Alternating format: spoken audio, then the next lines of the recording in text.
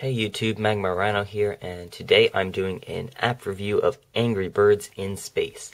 I know I would usually do this on my other channel, Mr. Android HQ, but I'm going to be having a ton of videos going up on that channel soon about CyanogenMod 9 and my Droid 3, and not as many for... Okay. Not as many for this channel, so I figured I'd put this one on here. First of all, you notice same annoying music, but with a slight twist. They only have two, big level packs at the moment, Pig Bang and Cold Cuts, and then they have the Easter eggs ones, but more are coming soon, of course. This was just released about 2 to 3 weeks ago. I don't have an exact day, but let me just give you a quick demo on the very first level. So basically now it's in space, and if you're just shooting anywhere in space, they will continue to travel forever in that direction and will never move, as you would expect in outer space. I don't really need to restart. But there are some planets with these gravitational fields, and when you get into them, they get pulled towards the center, and they can orbit. There is also air resistance. I don't mean to get all technical on you, but there is air resistance when you get into this area, so you can't actually orbit forever. They will slow down slightly and they will eventually crash into the center. But if I skip ahead, let me go to that second level pack. As you can see, I've been playing it quite a bit. I think I got stumped here at level 10.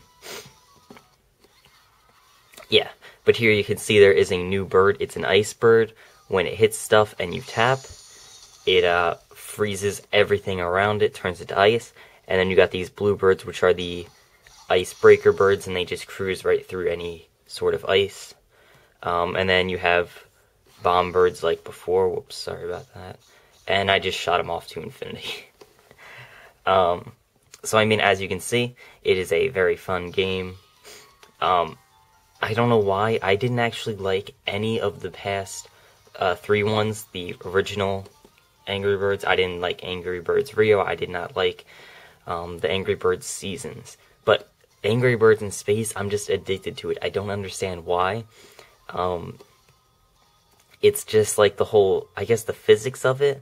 Like, oh yeah, here's another new bird. The old woodpeckers, you used to tap them, they'd go fast. Now you tap them, and that's the direction they'll go. So you can like have them go in any direction. You can have them go backwards and stuff too. So that's cool. But I think it's just like the whole theme of it, that it's in space and that it's there's like gravity fields to orbit, and there's just empty space, and there's some really, really good levels to play. Also, there's these Easter egg levels. This one's like Space Invaders, and keep in mind you're in space, so the stuff is just gonna kind of float around to infinity. Oh, I couldn't get him. Alright, well now I'm pretty much doomed, so let me just throw that guy away. Oh, it's gonna hit him. And it popped him, and he's dead. So I mean, as you can see, it's just a lot of fun to play this Angry Birds. For whatever reason, I like it so much more than I've liked any of the others. Here's the other Easter egg that I found so far. This one's more like Mario, but as you can see, whenever there's gravity, there's these like little faded lines that are moving in the direction of the gravitational field. So, what that means... something. Right, sorry, I just kind of got distracted by the screen. What that means is you can always tell which direction the gravity's going. In the normal levels, it's almost always going to be around a single... Why did I do that one again? It's almost always going to be around a planet. Like, as you can see, here's a bigger planet. Wow, that was lucky. I don't think I just shot anything and it fell. Okay, I'm just gonna go with that. A nice little bug there to start off. Wow. Alright, so I mean, as you can see, it's nothing perfect yet, but it will be getting a lot better. They'll be adding more levels, all that sorts of stuff. Let me just restart this. Yeah. So, okay. I didn't use any birds before, and it decided to knock down this tower for me. That was nice of it. But your in-game navigation, which I don't know why I just completely skipped over, same as before. You got the resume, restart, menu, disable or enable sound, and then the question mark, which is just like a help thing. And then you have 3 sections for each level pack. Each one has about 10 levels. And you also, you have little video cutscenes at the beginning and end of each one. So, blah, blah, blah. Just gives you like a tiny little cartoon kind of describing what's going on, I guess you could say.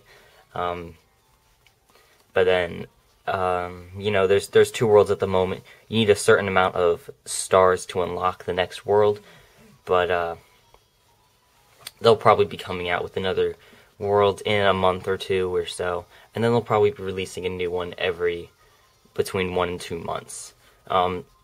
And as with all the other Angry Birds on Android, it is completely free to get. It is supported by the advertisements built in. As you can see up there, there's a tiny little ad advertising Angry Birds in space. Epic advertising fail right there. So, I mean, that's good. It barely takes up any room, and you save $1, as opposed to if you bought it on iOS. So that's pretty much it for this review. There's a little bit of a twitch there. I don't understand it. I believe the game is compatible with all, if not almost all, Android devices. It's not very CPU demanding, so it's really... Oops. It is a very good game. I would highly recommend you get it. Even if you didn't like the Angry Birds before, like I didn't, I still enjoyed this one, so I would recommend you give it a shot. Since it's free, you really got nothing to lose. So that's pretty much it for this review. Thank you very much for watching. I'll see you later.